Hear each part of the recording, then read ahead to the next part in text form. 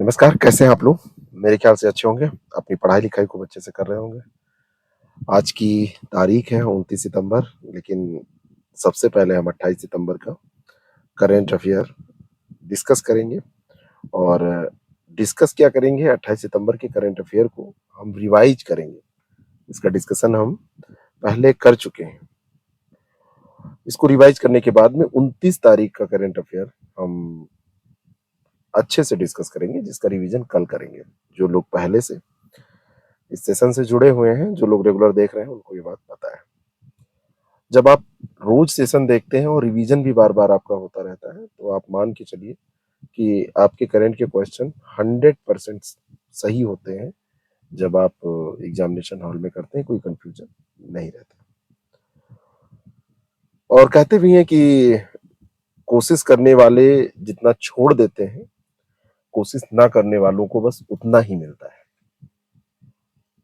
इंतज़ार करने वालों को सिर्फ उतना मिलता है, जितना कोशिश करने वाले छोड़ देते हैं। तो आप इंतज़ार मत करिए, भाग्य के भरोसे मत बैठिए। भाग्य में जो लिखा होगा ठीक है, लेकिन अच्छा वाला भी लिखा है, खराब वाला भी लिखा है, तो अच्छे वाले को भुनाने के लिए थोड़ा बहुत कुछ प्रयास आपको करते रहना चाहिए और लग के करना चाहिए, कभी भी लापरवाही के साथ नहीं। पहला प्रश्न चलिए रिवाइज करते हैं। निम्नलिखित में से किसे 2021 के सर्वोच्च फिल्म सम्मान दादा साहब फाल्के पुरस्कार से सम्मानित किया जाएगा? ये घोषणा की गई है, तो ये है वहीदा रहमान। डिटेल इसके बारे में हमने डिस्कस कर लिया था, तो अब फिर से यहाँ पे रिवाइज नहीं करेंगे, केवल आंसर बता के रिवीजन करेंगे। विश्व पर्यटन दिवस 2023 का विषय पर्यटन और हरित निवेश है और ये 27 सितंबर को मनाया जाता है। दोनों यहाँ पर स्टेटमेंट ये सही है। किस संगठन के शोधकर्ताओं ने एक सर्कुलर आरएनए वायरस सेट्रॉन की पहचान की है, जो HIV-1 वायरस के वायरल ट्रांसक्रिप्शन में बाधा डाल सकता है? तो ये भारतीय विज्ञान शिक्षा एवं अनुसंधान संस्थान भोपाल। अब ये सवाल जब आप पढ़ रहे हैं, इसका उत्तर आप देख रहे हैं, तो यहाँ पर एक संस्थान भी आपका तैयार हो रहा है कि भारतीय विज्ञान शिक्षा एवं अनुसंधान संस्थान कहाँ पर है, तो ये भोपाल में है। केंद्र ने एम राजेश्वर राव को कितनी अवधि के लिए आरबीआई के डिप्टी गवर्नर के रूप में पुनः नियुक्त किया? तो 3 साल के लिए ये पहले भी रह चुके हैं। 3 साल की नियुक्ति 2020 में इनकी की गई थी, लेकिन 1 साल इसको बढ़ाया गया है, तो पुनर्नियुक्ति की बात हो रही है, पुनः नियुक्त किया गया है। एशियाई विकास बैंक के बारे में सत्य कथन आपको बताना है। ये 1966 में स्थापित एक क्षेत्रीय विकास बैंक है और इसका मुख्यालय इंडोनेशिया यहाँ पर दिया है। जरा बताइएगा कि कहाँ पर है? ये तो गलत है। एक स्थान पड़ता है फिलीपींस में, वो स्थान क्या है जहाँ पर इसका मुख्यालय है? उस स्थान का नाम बताइएगा। निम्नलिखित में से सत्य कथन चुनिए। 22वें विधि आयोग का गठन 2020 में 3 साल की अवधि के लिए किया गया था और इस आयोग के अध्यक्ष जो है ऋतुराज अवस्थी हैं। तो यहाँ पर पहला और दूसरा दोनों के दोनों स्टेटमेंट यहाँ पर सही है। इसके पहले जो 21वां वित्त आयोग था, उसके अध्यक्ष कौन थे? कल के सेशन में मैंने आपको बताया था, तो आपको कमेंट करके उसको बताना है। निम्नलिखित में से किसने भारत की पहली ग्रीन हाइड्रोजन से चलने वाली बस लॉन्च की, जो केवल पानी उत्सर्जित करती है? तो ये इंडियन ऑयल कारपोरेशन है। अगला जो प्रश्न है, रूस संयुक्त राष्ट्र मानवाधिकार परिषद में फिर से शामिल होना चाहता है। इसे किस वर्ष यूएनएचआरसी यानी कि संयुक्त राष्ट्र मानवाधिकार परिषद से निष्कासित किया गया था? तो अभी पिछले ही साल 2022 में इसको निष्कासित किया गया था। अब ये फिर से इसमें शामिल होने की कोशिश कर रहा है। ड्रीम 11 के संदर्भ में सत्य कथन बताने हैं। एक भारतीय कल्पना खेल मंच है, फंतासी खेल मंच। अप्रैल 2019 में यह यूनिकॉर्न बनने वाली पहली भारतीय फंतासी स्पोर्ट कंपनी है। ऐसे कंपनी नहीं, फंतासी स्पोर्ट कंपनी ये पहली है, ये कहा जा रहा है। तो ये दोनों के दोनों स्टेटमेंट यहाँ पर सही है। जो यूनिकॉर्न बनी थी, काफी बड़ा व्यापार है। जरा बताइएगा यूनिकॉर्न बनने के लिए कितना व्यापार मिनिमम चाहिए, कितना करोड़ रुपए का व्यापार चाहिए जब ये यूनिकॉर्न बनती है कोई कंपनी? फिश मिंट के संदर्भ में सत्य कथन चुनिए। इस पौधे में मछली जैसी गंध एवं स्वाद पाया जाता है। गंध भी आती है, स्वाद भी आता है और ये अस्थमा रोगियों के लिए लाभदायी है। तो दोनों के दोनों स्टेटमेंट यहाँ पर सही है। तो चलिए अब शुरू करते हैं आज के करंट अफेयर को। जो 29 सितंबर के करंट अफेयर हैं, इनको डिटेल में हम डिस्कस करेंगे। पहला प्रश्न है, ऑस्कर 2024 के लिए भारत की आधिकारिक प्रविष्टि 2018 एवरीवन इज ए हीरो ये फ़िल्म है, ये आधिकारिक प्रविष्टि है, ये किस भाषा में है? भारत की आधिकारिक प्रविष्टि है जो 2024 के ऑस्कर के लिए जा रही है। फ़िल्म का नाम यहाँ पर दिया हुआ है 2018 एवरीवन यानी कि 2018 एवरीवन इज़ अ हीरो। तो ये किस भाषा की है? तो ये है मलयालम। ऑस्कर 2024 के लिए भारतीय प्रविष्टि। और ये इस भाषा की चौथी फ़िल्म है मलयालम की। अभी तक 3 पहले हो चुकी हैं। एक गुरु है, एडमिनते माकन अबू है, जल्लीकट्टू है। ये 3 पहले हो चुकी हैं। और ये जो फ़िल्म है इसका निर्देशन जूड एंथनी जोसेफ ने किया है। केरल में जो बारिश और बाढ़ की स्थितियाँ थी, उसी पर ये आधारित है। और बाकी किसने इसमें काम किया है, इतना कुछ जानने की ज़रूरत नहीं है। जब ये ऑस्कर जीत जाएगी, अभी तो केवल शॉर्ट लिस्टेड की गई है, तो हम देख लेंगे इसको। भारत की द एलिफेंट विस्पर के लिए सर्वश्रेष्ठ वृत्तचित्र लघु फिल्म का पुरस्कार अभी मिला था पिछली बार विस्पर को, एलिफेंट विस्पर को। और ये छैलो सो को ऑस्कर के लिए चुना गया था पिछले साल।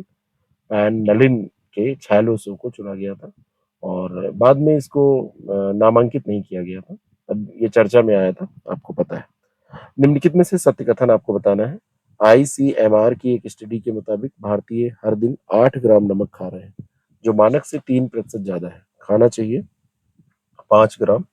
और 5 ग्राम नमक डब्ल्यूएचओ के अनुसार एक स्वस्थ व्यक्ति के लिए जरूरी होता है। जब आप ज्यादा नमक खाते हैं तो कई बार आपको हाई ब्लड प्रेशर हो जाता है और इसका खतरा भी बढ़ जाता है। दिल के दौरे का खतरा बढ़ जाता है, स्ट्रोक की समस्या हो सकती है, अन्य कई गंभीर समस्याएं आपके शरीर में हो सकती हैं अगर आप नमक का सेवन ज्यादा करते हैं। पुरुषों के द्वारा नमक का सेवन ज्यादा किया जाता है और नौकरी पेशा लोग हर दिन अपेक्षाकृत थोड़ा सा कम नमक खाते हैं। ये सारी बातें इसमें कही गई हैं, लेकिन नमक ज्यादा खाना नहीं चाहिए, नमक का सेवन ज्यादा करना नहीं चाहिए। ठीक है। अगला प्रश्न है, कैमूर जिले में बिहार का दूसरा बाघ अभयारण्य 2023 के अंत या 2024 की शुरुआत में खुलेगा। कैमूर जिले की सीमाएं निम्नलिखित में से किस राज्य से नहीं लगती हैं? पढ़ने का नजरिया आप विकसित करिए। कैमूर जिले का अगर बाघ अभयारण्य है तो बिहार का दूसरा है, ठीक है, एक फैक्ट आपका ये तैयार हो गया। कैमूर की लोकेशन आप देखेंगे तो झारखंड से भी मिलती है, उत्तर प्रदेश से भी मिलती है, मध्य प्रदेश से भी मिलती है, छत्तीसगढ़ से ये लोकेशन नहीं मिलती है। तो यहाँ पर देखिए, जब आप कोई लोकेशन देख रहे हैं तो उसके इर्द गिर्द उसकी सीमाओं के बारे में, उसकी और क्या महत्ता हो सकती है, अन्य चीजों के बारे में केवल जो फैक्ट दिया है वही मत पढ़िए, तो आपका करंट के साथ जीएस भी तैयार होता रहेगा। सितंबर 2023 में आरबीआई ने मुंबई स्थित किस बैंक का लाइसेंस रद्द कर दिया? आरबीआई के द्वारा लाइसेंस रद्द किया गया है। आरबीआई अपेक्स बॉडी है बैंकिंग के क्षेत्र में और इसने द कपोल कोऑपरेटिव बैंक का लाइसेंस रद्द किया है। द कपोल कोऑपरेटिव बैंक, इसका लाइसेंस रद्द किया है।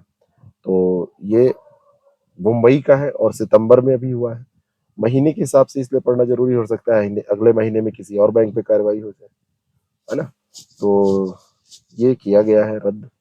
और इसका रद्दीकरण इसलिए किया गया है कि इसके पास पर्याप्त पूंजी और कमाई की संभावनाएं नहीं है। ऋण बांट रहा था लेकिन पर्याप्त पूंजी और कमाई की कोई संभावनाएं इसके पास नहीं थी। अगला प्रश्न है, 27 सितंबर को किस देश की टीम T20I में 300 से अधिक रन बनाने वाली पहली टीम बन गई?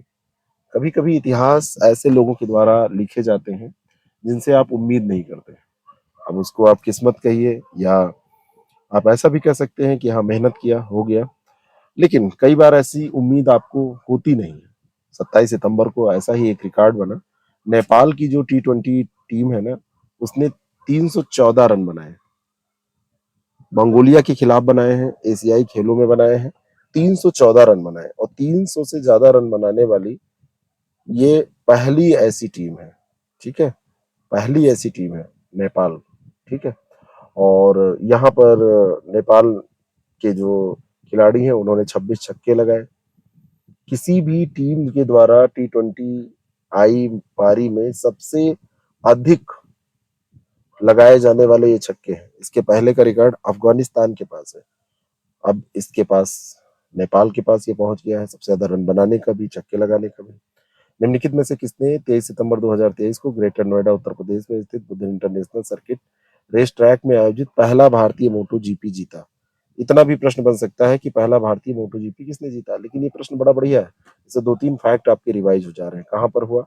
बुद्ध इंटरनेशनल सर्किट में। ये कहाँ पर है? ये ग्रेटर नोएडा में है, उत्तर प्रदेश में पड़ता है। मार्को बेजेची, मार्को बेजेची, तो मार्को बेजेची ने ये पहला भारतीय मोटो जो ग्रैंड प्रिक्स है ये जीता है। और ये कहाँ के हैं ये जरा बताइए। आपको ये जानना चाहिए कि ये कहाँ के हैं। तो ये इटालियन राइडर है और मैं इसको लिंक कर दे रहा हूँ राहुल गांधी से। उनका ननिहाल है इटली में, तो उनके नानी के यहाँ का एक व्यक्ति आया था, उसी ने जीता है। ठीक है, मार्को बेजेची। और ये भारत में हो रहा है, भारत के उत्तर प्रदेश में हुआ, तो ये ज्यादा इंपॉर्टेंट हो जाता है, प्रश्न पूछने के लिहाज से भी ज्यादा इंपॉर्टेंट हो जाता है। दूसरे स्थान पर स्पेन के जॉर्ज मार्टिन रहे हैं और तीसरे स्थान पर फैबियो क्वार्टारो रहे हैं जो कि फ्रांस के हैं। अगला प्रश्न है, निम्नलिखित में से सत्य कथन बताना है। अमृता नंदमयी देवी को 2023 world leader for piece and security पुरस्कार के लिए चुना गया। तो चुना गया है, कोई शक नहीं है। और अमृता नंदमयी देवी जो है ये आध्यात्मिक नेता हैं, माता हैं, माता के नाम से ही जानी जाती है। और वो माई के नाम से लोकप्रिय है, ये दूसरा स्टेटमेंट है। माई के नाम से ये लोकप्रिय नहीं है, दूसरा तो यहाँ पर गलत हो जाएगा, केवल एक सही है, क्योंकि ये जो लोकप्रिय हैं इनको अम्मा के नाम से जाना जाता है। किस नाम से? अम्मा के नाम से जाना जाता है, अम्मा। ठीक है, ये जो पुरस्कार है ये बोस्टन ग्लोबल फोरम और Michael Dukakis Institute for Leadership and Innovation, Michael Dukakis, Michael Dukakis Institute for leader and innovation, इसके द्वारा दिया जा रहा है, बोस्टन ग्लोबल फोरम और इसके द्वारा मिलकर दिया जा रहा है। तो ये ध्यान रखिएगा कि अमृता नंदमयी देवी जो है ये इनको world leader for piece and security पुरस्कार दिया गया है। प्रसिद्ध आध्यात्मिक नेता हैं ये और इनको अम्मा के नाम से जाना जाता है। अगला जो सवाल है उसका जवाब दीजिए। नौवां प्रश्न, 8वां प्रश्न है, विब्रियो वुल्निफिकस, वुल्निफिकस इनके संबंध में दो स्टेटमेंट है। विब्रियो वुल्निफिकस इसके संबंध में दो स्टेटमेंट है। ये जानलेवा बैक्टीरिया है। कई बार लोगों को लगेगा कि कहीं पोलैंड निवासी तो नहीं है या कहीं अन्य किसी देश का, ब्राजील वाजील में रहने वाला। अब उनके नाम ऐसे होते हैं तो ऐसा लग सकता है, लेकिन विब्रियो वुल्निफिकस इसके संबंध में दो बातें। ये एक जानलेवा बैक्टीरिया जो कच्चा या अधपका सी फूड खाने, कच्चा सी फूड खाएंगे या अधपका सी फूड खाएंगे। सी फूड का मतलब जितना समुद्र के किनारे आप देखेंगे, जैसे केकड़ा है, मछली है और बहुत सारे जो पानी में आपको मिलेंगे जीव जंतु, उसको सब लोग खाते हैं।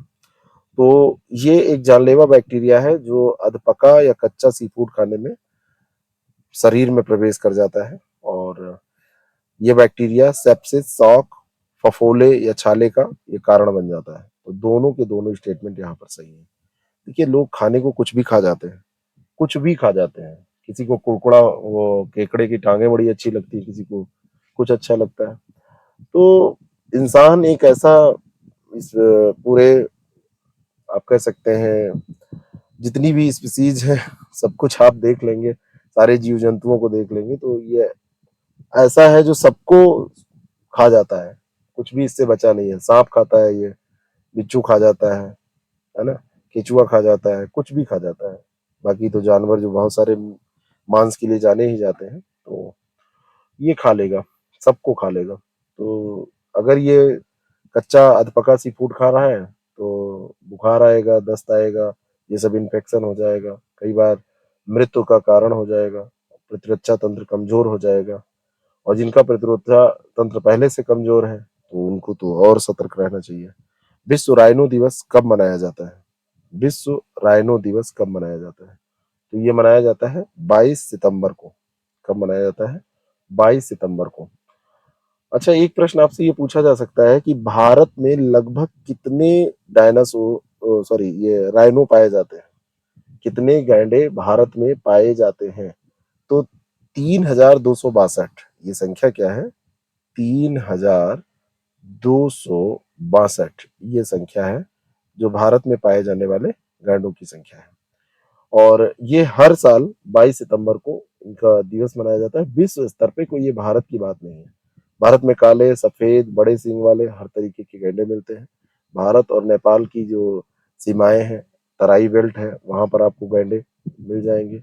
और भारत और नेपाल की सरकारों ने इस साल आधिकारिक जनगणना नहीं की है, लेकिन अधिकारियों का ये मानना है कि जनसंख्या जो है इनकी वो बढ़ रही है, लगातार बढ़ रही है। लेकिन अब होता ये है कि इनका शिकार भी किया जाता है, अवैध शिकार होता है। और हमारे यहाँ कांजीरंगा और मानस राष्ट्रीय उद्यान है, काजीरंगा और मानस, जहां पर गैंडे पाए जाते हैं। अमेरिका सरकार 27 सितंबर 2023 की घोषणा के अनुसार किस देश को अमेरिकी वीजा छूट कार्यक्रम में शामिल कर रही है? इंपॉर्टेंट है, बहुत इंपॉर्टेंट प्रश्न है। भारत मत टिक कीजिएगा इसमें। 27 सितंबर 2023 को अभी एक घोषणा की गई है कि अमेरिका वीजा छूट जो कार्यक्रम है उसमें वो इजराइल को, इजरायली नागरिकों को वीजा मुक्त प्रवेश देने की अनुमति देगा, अमेरिका वीजा छूट कार्यक्रम के तहत। ये जो कार्यक्रम है ये 1986 में इंट्रोड्यूस हुआ था, तब से ये चल रहा है। और संयुक्त राज्य अमेरिका के जो महत्वपूर्ण सहयोगी देश होते हैं उन्हीं को ये दिया जाता है। पहले इसमें 40 देश थे, जिसमें राष्ट्र कभी कभार ऐसे भी हैं जो मतलब कंटिन्यू बहुत दिन से बने हुए हैं। और अक्सर देखें, बहुत जल्दी जल्दी तो नहीं, लेकिन कभी कभार कुछ राष्ट्र इसमें जोड़े जाते हैं। 2021 में अभी क्रोएशिया जोड़ा गया था। क्रोएशिया के बाद में दूसरा अपडेशन अब इजराइल का हुआ है। तो 40 देश थे, तो अब कितने हो गए? अब देश हो गए इसमें 41।